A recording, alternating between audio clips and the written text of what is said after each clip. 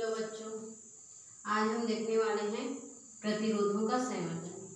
कल हमने देखा था क्या, विशिष्ट प्रतिरोधकता, विशिष्ट चालकता। उससे पहले हम लोग देखे थे रेजिस्टेंस, प्रतिरोध के बारे में। ठीक है, आज हम देखने वाले हैं किसके बारे में, तो आज हम देख रहे हैं प्रतिरोधों का संयोजन। प्रतिरोध के बारे में तो जानेंगे, उसके बाद विशिष्ट प्रतिरोध के बारे में भी जानेंगे, लेकिन अब उस प्रतिरोध को कितने भागों में बांटा गया है, उसको कैसे हम जोड़ सकते हैं, तो उसके बारे में देखने के लिए हम लोग प्रतिरोधों का संयोजन करते हैं, जो कि क्या होता है, दो प्रकार से होता है। ठीक है, तो पहला होता है समांतर क्रम संयोजन, पहला समांतर क्रम संयोजन, दूसरा क्या होता है, श्रेणी क्रम संयोजन। या तो पहले आप क्या कह सकते हो, श्रेणी क्रम संयोजन, और दूसरा क्या कह सकते हो, समांतर क्रम संयोजन। तो श्रेणी क्रम संयोजन जो होता है, उस संयोजन को हम लोग क्या कहते हैं इंग्लिश में, तो series combination of resistance. Series combination जिसमें क्या होते हैं, सभी प्रतिरोध सीरीज में जुड़े होते हैं, एक ही श्रेणी में जुड़े रहते हैं। ठीक है, और उसी प्रकार समांतर क्रम संयोजन, समांतर मतलब जो क्या होते हैं, एक दूसरे से पैरेलल जुड़े होते हैं। क्या होते हैं, पैरेलल जुड़े होते हैं, समानांतर पर ही वो क्या होंगे, एक प्रतिरोध दूसरे प्रतिरोध से और दूसरा प्रतिरोध तीसरे प्रतिरोध से क्या होते हैं, संयोजित हुए रहते हैं।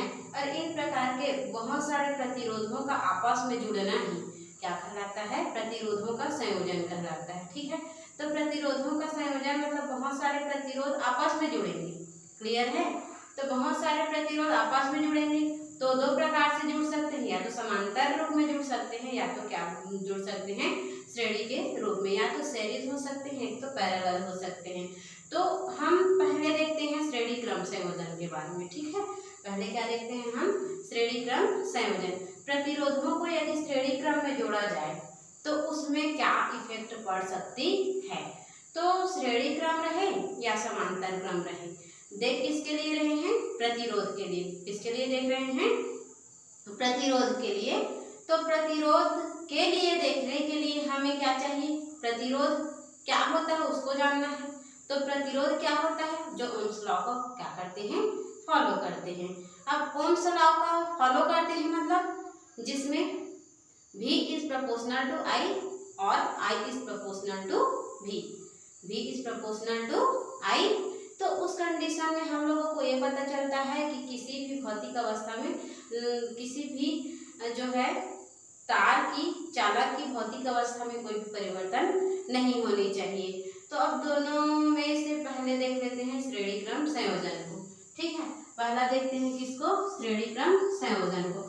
अब श्रेणी क्रम संयोजन में, संयोजन मतलब बहुत सारे प्रतिरोध होंगे, है ना, संयोजन मतलब आपस में जुड़ना, आपस में संयोग करना। ठीक है, तो मान के चलो हम लोगों के पास R1, R2, R3, इसी प्रकार एंड सो ऑन करके Rn तक ले सकते हो, जहां तक आप उसका रेजिस्टेंस ज्ञात कर सको। ठीक है, तो पहले हम दोनों के लिए ले लेते हैं, मैं आज दोनों को डिफाइन करने वाली हूँ।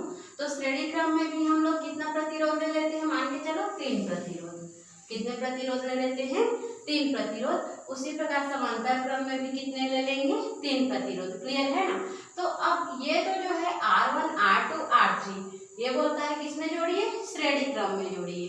किसमें जोड़िए, श्रेणी क्रम। तो श्रेणी क्रम में जोड़ेंगे मतलब ये जो है एक प्रतिरोध है। ठीक है, ये क्या है, पहला प्रतिरोध है। पहला प्रतिरोध का ये पहला सिरा है और ये क्या है, दूसरा सिरा है। ये क्या प्रतिरोध हो गया, R1। और हम देख क्या रहे हैं, श्रेणी क्रम। क्या देख रहे हैं, श्रेणी क्रम।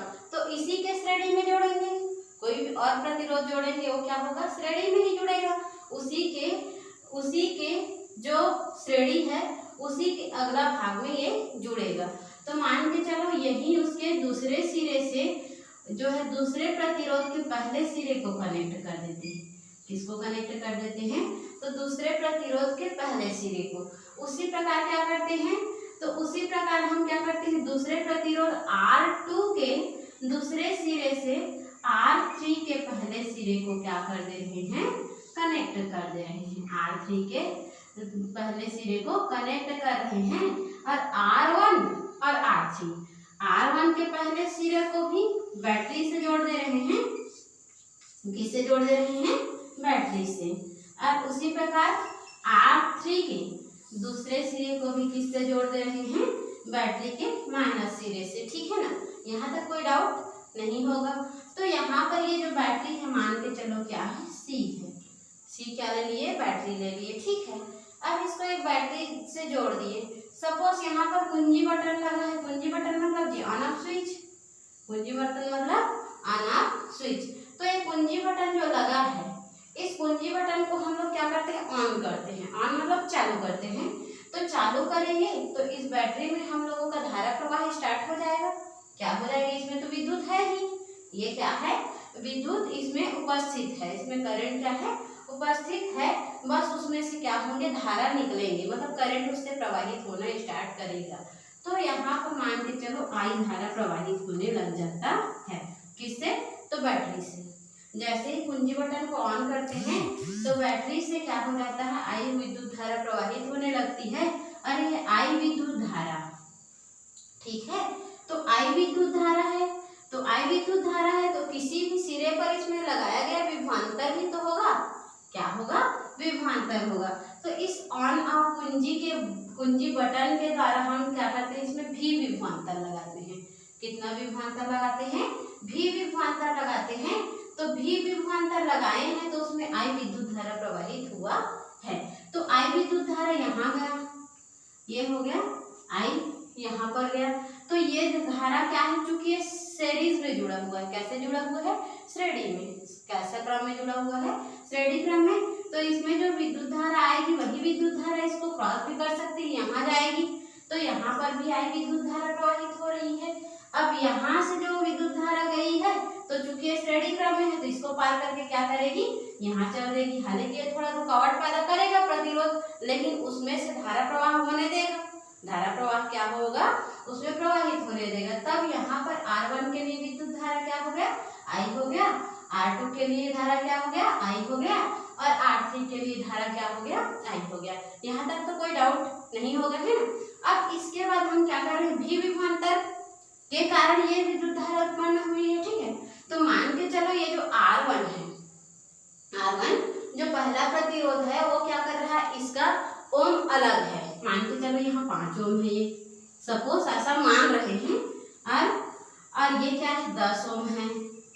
और ये क्या है? 15 ओम है। या तो 10 ओम हो सकता है, एक डिफरेंट हो सकता है। तो अलग अलग रेजिस्टेंस का, अलग अलग पावर के रेजिस्टेंस को हम लोग श्रेणी क्रम में जोड़ दिए हैं। तो धारा तो इसको क्रॉस करके दूसरे में चल दिया, दूसरे में क्रॉस करके तीसरे में चल दिया, लेकिन क्या उसमें सेम विभवांतर जा सकती है? पॉसिबिलिटी है क्या? नहीं। अलग जो है वोल्टेज के प्रतिरोध के लिए अलग था, मतलब उसका विभवांतर अलग होगा। तो यहाँ पर इसमें जो है भी विभवांतर लगाया, वो क्या लगा दिए? V1 लगा दिए, क्योंकि इसका वोल्ट जो है, इसकी ओम की मात्रा क्या है? अलग है।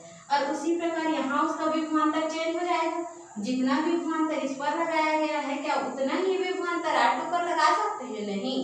तो यहाँ पर V2 मान लिए। क्या मान लिए? इसका विभवांतर V2 मान लिए। और यहाँ पर इसका विभवांतर क्या मान लिए? V3 मान लिए। यहाँ तक क्लियर है कि नहीं है? है। तो यहाँ जब श्रेणी क्रम में हम लोग जोड़े हैं तो अब इसका डेफिनेशन की बात करते हैं। किसके? श्रेणी क्रम संयोजन की। तो श्रेणी क्रम संयोजन के डेफिनेशन पर हम यदि बात करें तो क्या बना सकते हैं? इसका डेफिनेशन डायग्राम को देखो और समझ सकते हैं इसमें। तो जब हम प्रतिरोधों को, अन्य प्रतिरोधों को, दो या दो से अधिक प्रतिरोधों को आपस में श्रेणी क्रम में अर्थात R1 के पहले सिरे को R2 मतलब R1 के पहले सिरे को किसी तार से और R1 के दूसरे सिरे को R2 के पहले सिरे से और R2 के दूसरे सिरे को R3 के पहले सिरे से इस क्रम में जमाते हैं कि उसमें प्रवाहित होने वाली विद्युत धारा एक समान रहे, लेकिन उन सभी के प्रतिरोध में डिफरेंसेस या अंतर के वजह से उसमें प्रवाहित होने वाली उत्पन्न विभवांतर क्या होगी? अलग अलग होगी। तो उसको हम कहते हैं क्या? प्रतिरोधों का श्रेणी क्रम संयोजन। कोई डाउट नहीं है ना? तो एक बार और सुन लो, श्रेणी क्रम संयोजन किसे कहेंगे? श्रेणी क्रम संयोजन हम उसे कहेंगे जिसमें दो या दो से अधिक प्रतिरोध को आपस में श्रेणी क्रम में इस प्रकार व्यवस्थित किया जाता है, इस प्रकार रखा जाता है कि R1 के पहले सिरे को तार से और R1 के दूसरे सिरे को R2 के पहले सिरे से और R2 के दूसरे सिरे को R3 के पहले सिरे से और R3 के दूसरे सिरे से पुनः चालक तार से क्या किया जाता है, जोड़ दिया जाता है। जिसमें हम क्या करते हैं, किसी बैटरी से ऑन ऑफ के द्वारा किसी बैटरी से विद्युत उत्पन्न करते हैं तो स्वयं विद्युत धारा प्रवाहित हो सकती है, लेकिन इसका रेजिस्टेंस का जो वैल्यू है अलग अलग अंतर होने की वजह से उसमें प्रवाहित होने वाली विद्युत का विभवांतर क्या होगा, अलग अलग होगा। और इस प्रकार के संयोजन को हम क्या कहते हैं, श्रेणी क्रम संयोजन कहते हैं। क्लियर है? अब देखते हैं इसके डेरिवेशन पर। हम डायग्राम समझ गए कि हो क्या रहा है, अब आते हैं इसका डेरिवेशन कैसे करेंगे। ठीक है, इतना हम डेफिनेशन दे लिए। अब डेरिवेशन के लिए क्या करोगे, आप लोग मानोगे, माना कि इसमें R1, R2, R3 तीन प्रतिरोध हैं जिसको श्रेणी क्रम में जोड़ा गया है। क्या करोगे, मानोगे, माना कि R1, R2, R3 तीन क्या है, प्रतिरोध है, तीन प्रतिरोध है जिसे श्रेणी क्रम में जोड़ा गया है, जिसे श्रेणी क्रम में इस प्रकार व्यवस्थित किया गया है, इस प्रकार व्यवस्थित किया गया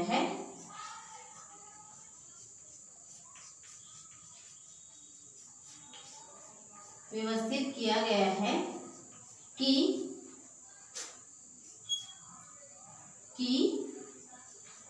तीनों प्रतिरोधों में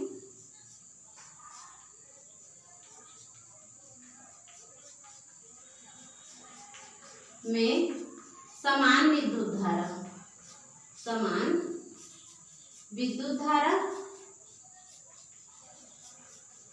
I बह रही है।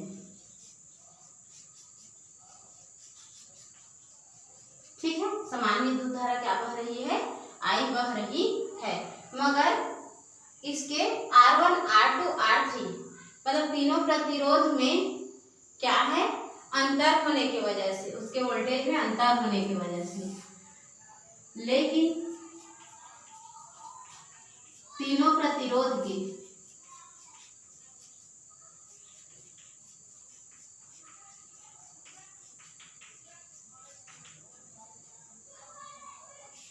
तीनों प्रतिरोधों के वोल्टेज में अंतर होने की वजह से, अंतर होने के कारण उसमें क्रमशः क्या क्या V1, इसमें V1 विभवांतर, R2 में V2 विभवांतर और R3 में V3 विभवांतर उत्पन्न हो जाता है, विभवांतर उत्पन्न होते हैं।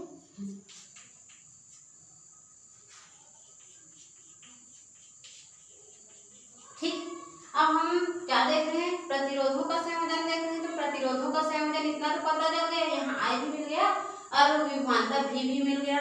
तो हम ओम के नियम से क्या जानते हैं, तो ओम के नियम से जानते हैं कि I बराबर क्या होता है, V बराबर क्या होता है, RI।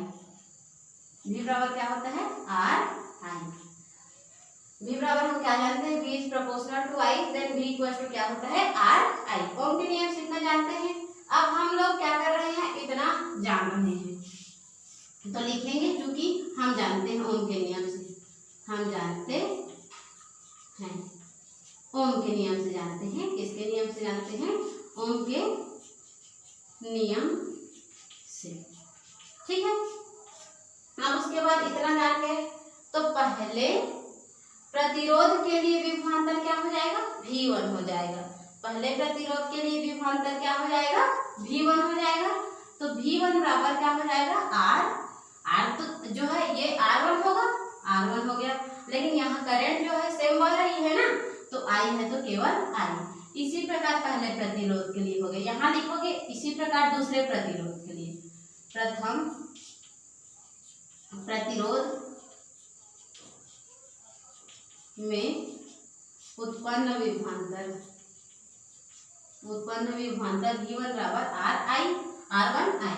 इसी प्रकार दूसरे प्रतिरोध के लिए उत्पन्न विभवांतर V2 बराबर क्या हो जाएगा, ये V2 हुआ ना, इसके लिए विभवांतर क्या लिए हैं, V2 लिए हैं, क्या हो जाएगा I/R2 हो जाएगा, या तो R2I लिख सकते हो। इस सिमिलरली तीसरे के लिए क्या हो जाएगा, तो V3 बराबर तथा करके लिख सकते हैं, V3 बराबर क्या हो जाएगा, तो ये हो जाएगा R3I। क्या हो जाएगा R3I। अब हम लोग इसमें कंप्लीट विभवांतर देखना चाह रहे हैं, तो प्रथम प्रतिरोध के लिए विभवांतर V1 हो गया, द्वितीय के लिए V2 हो गया, तृतीय के लिए V3 हो गया। तो अब हम सभी के लिए विभवांतर को एक साथ लेते हैं, तब कुल विभवांतर निकाल रहे हैं। क्या निकाल रहे हैं, कुल विभवांतर। कुल विभवांतर को किससे नोट करेंगे, कैपिटल V से, ठीक है। कैपिटल V बराबर कितने विभवांतर है, V1 V2 V3, सबका एडिशन हो जाएगा, तो ये हो जाएगा V1 प्लस हो जाएगा V2 प्लस क्या हो जाएगा V3। इतना क्लियर है। आगे देखते हैं, तो यहाँ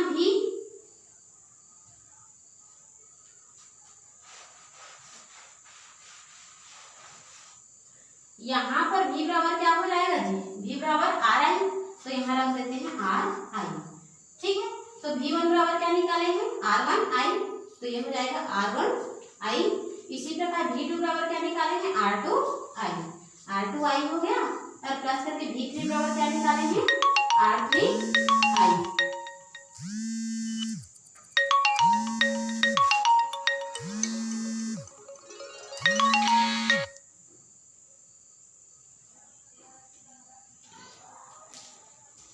सॉरी ना, इसी प्रकार यहाँ जो है V बराबर RI हो गया, तो यहाँ V1 बराबर क्या हो जाएगा R1I, और V2 बराबर हो जाएगा R2I, V3 बराबर हो जाएगा R3I।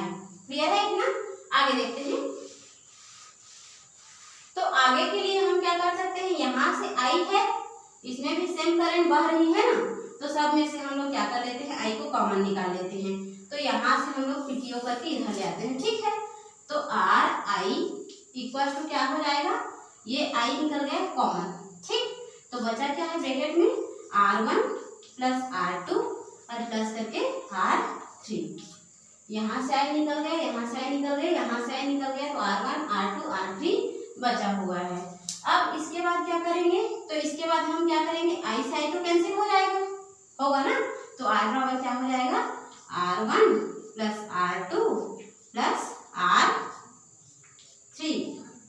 अतः करके लिखेंगे श्रेणी क्रम संयोजन में सभी प्रतिरोधों का योग जो है श्रेणी क्रम संयोजन में वास्तविक प्रतिरोध कहलाता है।